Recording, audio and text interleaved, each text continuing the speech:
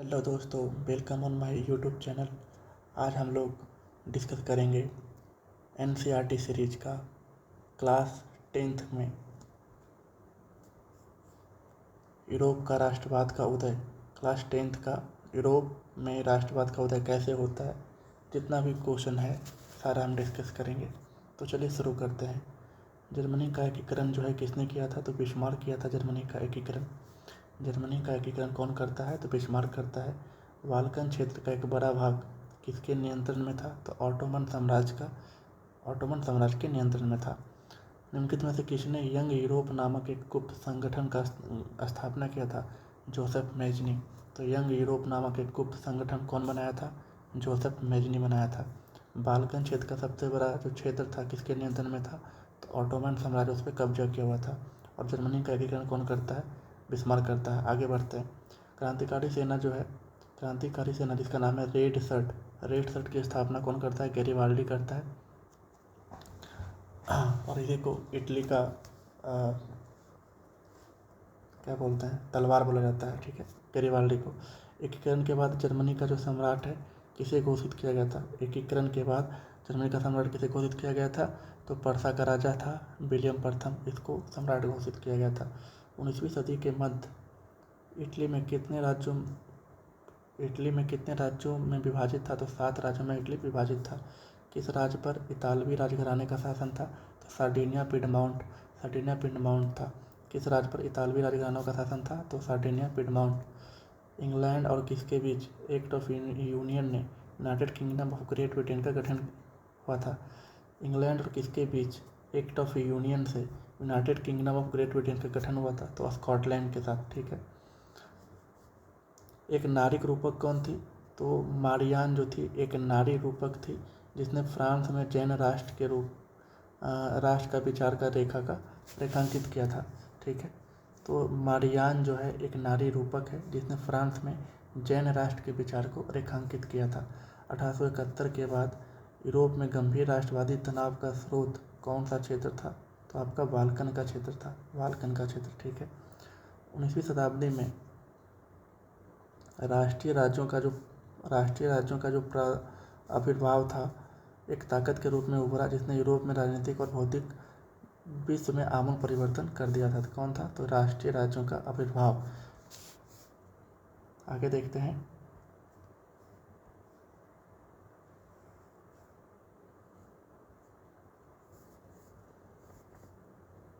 किसे Duke Metternich ने हमारी सामाजिक व्यवस्था के सबसे खतरनाक दुश्मन बताया है? तो जोसेफ मेजनी के द्वारा ये बताया गया था। किसको?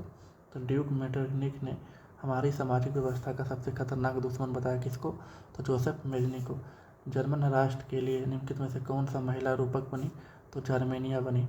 जर्मन राष्ट्र के लिए निम्नलिखित में से कौन महिला रूपक बनी थी? तो जार्मेनिया बनी थी। कौन सा इटली का नेता ना तो क्रांतिकारी था और ना ही जनतंत्र में विश्वास करने वाला था? तो यह था आपका काउंट काबुर। क्या था? वह इटली का नेता जो ना तो क्रांतिकारी था और ना ही जनतंत्र में विश्वास करने वाला था। ये काउंट काबुर था। फ्रांसीसी क्रांति में पितृभूमि और नागरिक जैसे विचारों का अर्थ क्या है? तो देश हमारा पिता है और हम सभी नागरिक हैं। ठीक है। आंखों पर पट्टी बंधी हुई और तराजू उठाए हुए महिला किस बात का प्रतीक है? तो आपका न्याय का प्रतीक है। किसे एकीकृत इटली का प्रथम शासक घोषित किया गया था? तो विक्टर इमैनुअल द्वितीय को, और यही सार्डिनिया पिडमाउंट राज्य का अगुवाई किया था। जर्मनी को एकजुट करने में किसने अहम भूमिका निभाई? तो बिस्मार्क निभाता है जर्मनी को एकजुट करने में अहम भूमिका। किस देश को सभ्यता का पालना कहा जाता है? तो यूनान को देश की सभ्यता का पालना कहा जाता है।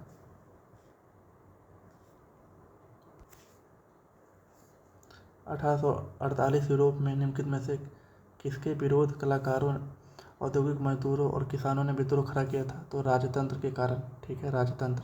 1848 यूरोप में निम्नलिखित में से किसके विरोध कलाकार, औद्योगिक मजदूर और किसानों ने विद्रोह किया था? तो राजतंत्र। वोल्फ टोन और उसकी यूनाइटेड आयरिशमैन की अगुवाई में हुए असफल विद्रोह के बाद 1801 में किसे बलपूर्वक यूनाइटेड किंगडम में यूनाइटेड किंगडम में शामिल कर लिया गया था, तो आयरलैंड को शामिल कर लिया गया था। किससे जुड़कर राष्ट्रवाद 1914 में यूरोप महाविपदा की ओर चला गया? तो साम्राज्यवाद साम्राज्यवाद से जुड़कर जो है राष्ट्रवाद 1914 में यूरोप महाविपदा की ओर चला गया था। मारियान जो है किस गणराज्य का प्रतिनिधित्व करती है? तो मारियान आपका फ्रांस का प्रतिनिधित्व करती है। 1832 के कुस्तुनतुनिया की संधि, तो कुस्तुनतुनिया की संधि कब होती है? 1832 में होती है। संधि ने किस देश की एक स्वतंत्र राष्ट्र की मान्यता दी? तो यूनान को एक स्वतंत्र राष्ट्र की मान्यता दिया। ध्यान रखना इंपॉर्टेंट क्वेश्चन है कि 1832 में होता है कुस्तुनतुनिया की संधि, और इसके तहत जो है किस देश के एक स्वतंत्र राष्ट्र को मान्यता मिलता है? तो यूनान को मिलता है। टाइड किस प्रकार का कर था? टाइड जो है धार्मिक कर था जो चर्च पर से उड़ता था। फ्रांस की क्रांति में मुख्य भूमिका किस वर्ग की थी? तो मध्यम वर्ग की थी। द्वितीय स्टेट में कौन लोग शामिल थे? तो कुलीन वर्ग जो थे द्वितीय स्टेट में शामिल थे। वियना की संधि कब होती है? 1815 में होती है वियना की संधि। वियना की संधि का उद्देश्य क्या था? तो उन सारे बदलाव को ख़त्म करना जो नेपोलियाई युद्ध के दौरान हुए थे। अर्नस्ट रेनन कौन था? तो अर्नस्ट रेनन जो था ये आपका फ्रांसीसी दार्शनिक था। टाइल क्या था? तो टाइल भूमि कर था। और टाइड क्या था? तो टाइड आपका धार्मिक कर था, ध्यान रखना है।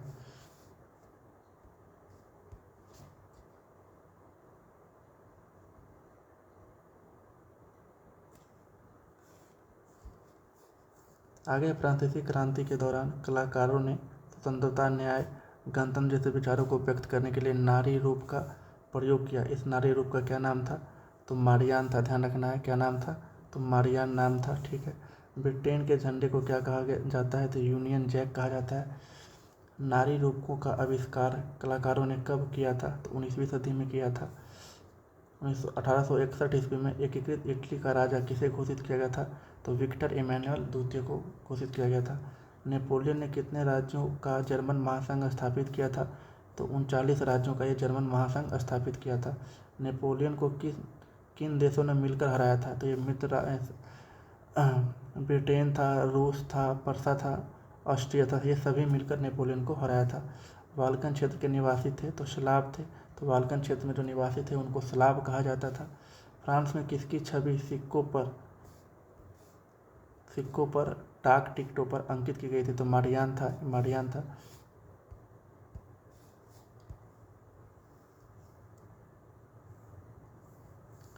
फ्रांस में किस शासन वंश की पुनः स्थापना वियना कांग्रेस द्वारा की गई थी? तो ये बुर्बो वंश था। इटली और जर्मनी के एकीकरण के विरुद्ध कौन सा देश था? तो ऑस्ट्रिया था। इटली और जर्मनी के एकीकरण के विरुद्ध कौन सा देश था? तो ऑस्ट्रिया था। काउंट काबूर को विक्टर एमेनुअल ने किस पद पर नियुक्त किया था? तो प्रधानमंत्री के पद पर नियुक्त किया था काउंट काबूर को। कौन? तो विक्टर एमेनुअल। चार्टिस्ट आंदोलन, फेमस क्वेश्चन है कि चार्टिस्ट आंदोलन कहाँ हुआ था? इंग्लैंड में हुआ था चार्टिस्ट आंदोलन। 1848 में फ्रेडरिक सरियू ने एक फ्रांसीसी कलाकार जो था लोकतांत्रिक और सामाजिक गणराज्यों से विश्व को अपने सपनों को साकार करते हुए 4 पिंटों की एक श्रृंखला तैयार की। कौन था? तो फ्रेडरिक सरियू था। फ्रेडरिक सरियू किस देश का रहने वाला है? तो फ्रेडरिक सरियू फ्रांस का रहने वाला है। ऐसी सरकार या शासन व्यवस्था जिसकी सत्ता पर किसी प्रकार का कोई अंकुश नहीं होता उसको निरंकुशवाद कहा जाता है। नेक्स्ट है कि एक समाज का एक दृष्टिकोण जो इतना आदर्श है कि वह वास्तव में मौजूद होने की संभावना नहीं है, उसे कहते हैं कल्पनादर्श। क्या कहते हैं? कल्पनादर्श। एक प्रत्यक्ष मतदान जिसके जरिए एक क्षेत्र के सभी लोगों से एक प्रस्ताव को स्वीकार या अस्वीकार करने के लिए पूछा जाता है, उसको जनमत संग्रह कहते हैं। क्या है? एक प्रत्यक्ष मतदान जिसके जरिए एक क्षेत्र के जितने भी लोग हैं उसको एक प्रस्ताव के द्वारा स्वीकार या अस्वीकार करने के लिए पूछा जाता है, जिसे जनमत संग्रह कहते हैं।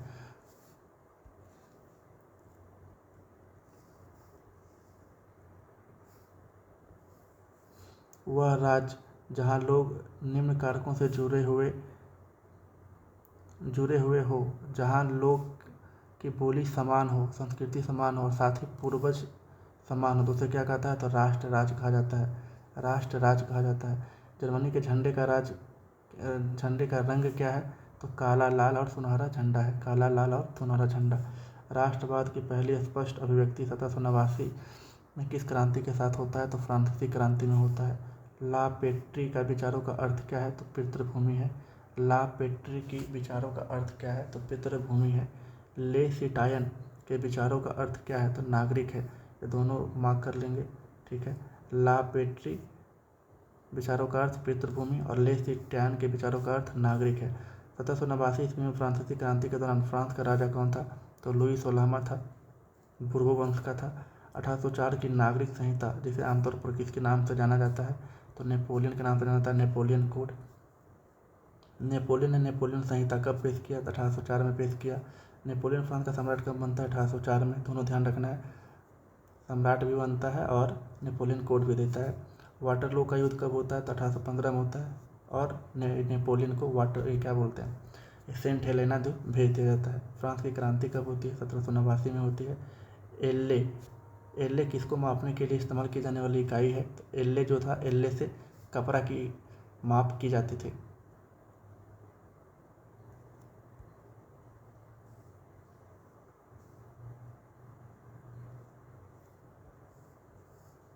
पर्सा की पहल पर एक शुल्क संघ जलवे राइन किस वर्ष स्थापित किया गया था? तो यह आपका 1834 में। क्या है कि पर्सा की पहल पर एक शुल्क संघ जलवे राइन किस वर्ष स्थापित किया गया था? तो 1834 में। जलवे राइन क्या था? तो एक सीमा शुल्क संघ था। इंपॉर्टेंट मार्क कर लेंगे कि जलवे राइन क्या था? तो एक सीमा शुल्क संघ था, ठीक है। और इसको किस वर्ष स्थापित किया गया था? तो 1834 में। जलवे राइन का गठन किसके पहल पर किया गया था और अधिकांश जर्मन राज्यों को इसमें शामिल किया गया था? तो पर्सा के पहल पर यह जलवे राइन का गठन किया गया था। जंकर कौन थे? तो जंकर बड़े जमींदार कहलाते थे। तो जंकर कौन थे? बड़े जमींदार कहलाते थे। 1815 में नेपोलियन की हार के बाद यूरोपीय सरकार जो है रूढ़िवादी की भावना से प्रेरित थी, ठीक है। नेपोलियन जब हार जाता है तो यूरोप का सरकार जो था रूढ़िवादी लोगों की भावना से प्रेरित थे। वाटरलू की लड़ाई के बाद किस संधि पर हस्ताक्षर किए गए? तो वियना की संधि हुआ था, ठीक है। वियना की संधि वाटरलू की लड़ाई के बाद होता है, ठीक। मेजनी का जन्म कहाँ होता है? तो जिनेवा में होता है मेजनी का जन्म। इटली के एकीकरण में सबसे बड़ा बाधक देश कौन है? तो ऑस्ट्रिया है, ठीक है। तो मेजनी का जन्म ध्यान रखना है, जिनेवा। इटली के एकीकरण में सबसे बाधक देश ऑस्ट्रिया। इटली की समस्या को किसने अंतर्राष्ट्रीय समस्या बना दिया था? वह काउंट काबुर जो है इटली की समस्या को अंतर्राष्ट्रीय समस्या के तौर पर दिखाया था, काउंट काबुर। अब है इटली के एकीकरण की तलवार किसे कहते हैं? तो गैरिबाल्डी को कहते हैं। इटली के एकीकरण की तलवार गैरिबाल्डी को। यंग इटली की स्थापना 1831 में कौन करता है? तो मेजनी करता है। कार्बोनरी सोसाइटी का संस्थापक कौन है? तो गिबर्टी है। यदि समाज में क्रांति लानी हो तो क्रांति का नेतृत्व नवयुवकों को हाथ में दे देना चाहिए। कथन किसका है?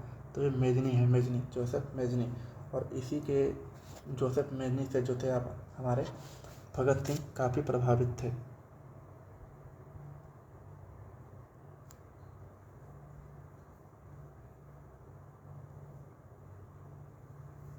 इटली की एकता का जन्मदाता नेपोलियन को कहा जाता है। इटली की एकता का जन्मदाता नेपोलियन को कहा जाता है, मार्क कर लेंगे इसको, ठीक है। किसका विश्वास था कि ईश्वर की मर्जी के अनुसार राष्ट्रीय मनुष्य की प्रकृति इकाई थी, अतः इटली के छोटे राज्यों और प्रदेशों के पैबंदों की तरह नहीं रह सकता था। तो जोसेफ मेजनी बोलता है, क्या कहता है कि ईश्वर की मर्जी के अनुसार राष्ट्रीय मनुष्य की प्राकृतिक इकाई है, अतः इटली छोटे राज्यों और प्रदेशों के पैबंदों की तरह नहीं रह सकता था। ये जोसेफ मेजनी कहता है। इंपॉर्टेंट क्वेश्चन है ये वाला कि जब फ्रांस छींकता है तो शेष यूरोप शेष जो यूरोप है वो ठंड से कांपता है। या किसने कहा था? तो मेटरनिख कहा था, ठीक है। ध्यान रखना, मेटरनिख कहा था जब फ्रांस छींकता है तो बाकी यूरोप को ठंडी लगती है, कहने का अर्थ है। तो ये आपका मेटरनिख कहा था, मेटरनिख। किस वर्ष कुस्तुनतुनिया की संधि से यूनान को एक स्वतंत्र राष्ट्र की मान्यता दी गई थी? तो 1832। ध्यान रखना है, कुस्तुनतुनिया की संधि होता कब है? 1832 में होता है, ठीक है। जिसके तहत यूनान को एक स्वतंत्र राष्ट्र की मान्यता दी जाती है, ध्यान रखना है, ठीक है। किस सदी से यूनान ऑटोमन साम्राज्य का एक हिस्सा था? तो 15वीं सदी से ऑटोमन साम्राज्य जो है यूनान का एक हिस्सा था। 1832 के किस संधि ने यूनान को एक स्वतंत्र राष्ट्र का मान्यता दिया? तो कुस्तुनतुनिया की संधि 1832 में यूनान को एक स्वतंत्र राष्ट्र का मान्यता दिया। रूमनीवाद, ध्यान रखना है, रूमनीवाद एक सांस्कृतिक आंदोलन था जो खास तरह की राष्ट्रीय भावना का विकास करना चाहता था। तो रूमनीवाद क्या था? तो एक सांस्कृतिक आंदोलन था, ठीक है, सांस्कृतिक आंदोलन था।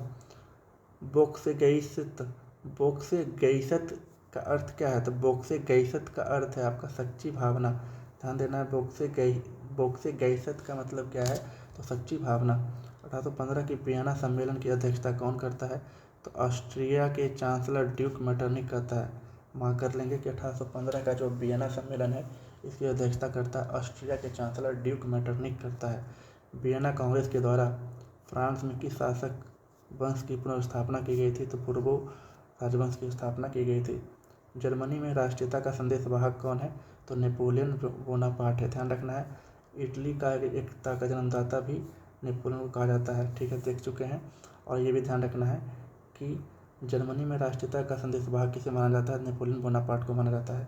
जर्मनी के आर्थिक राष्ट्रवाद का पिता किसे माना जाता है? तो फ्रेडरिक लिस्ट को माना जाता है, फ्रेडरिक लिस्ट को माना जाता है। ध्यान देने योग्य बात है कि जर्मनी में आर्थिक राष्ट्रवाद का पिता फ्रेडरिक लिस्ट, जर्मनी में राष्ट्रीयता का संदेशवाहक नेपोलियन बोनापार्ट।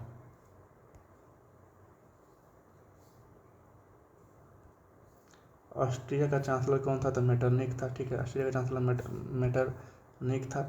बिस्मार्क को बाजीगर किसने कहा था? तो बिस्मार्क को बाजीगर विलियम प्रथम कहा था। इंपॉर्टेंट है कि बिस्मार्क को बाजीगर विलियम प्रथम कहा था।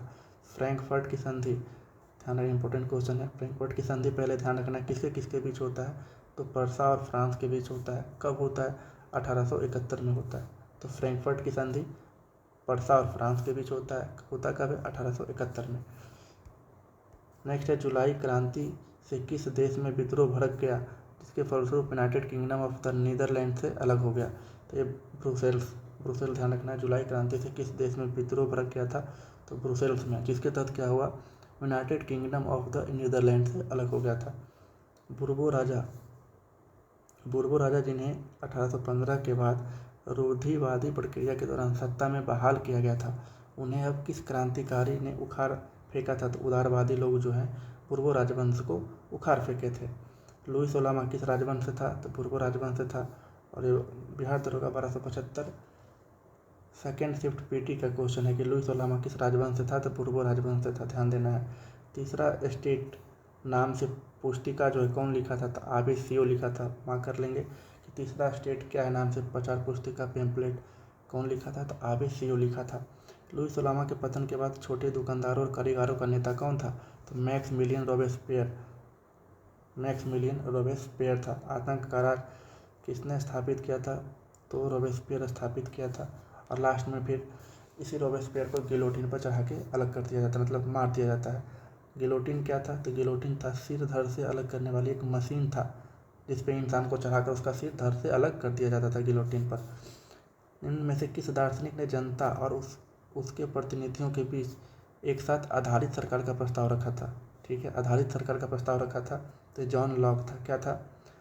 किस दार्शनिक ने जनता और उसके प्रतिनिधियों के बीच एक आधारित सरकार का प्रस्ताव रखा था? तो ये आपका जॉन लॉक था।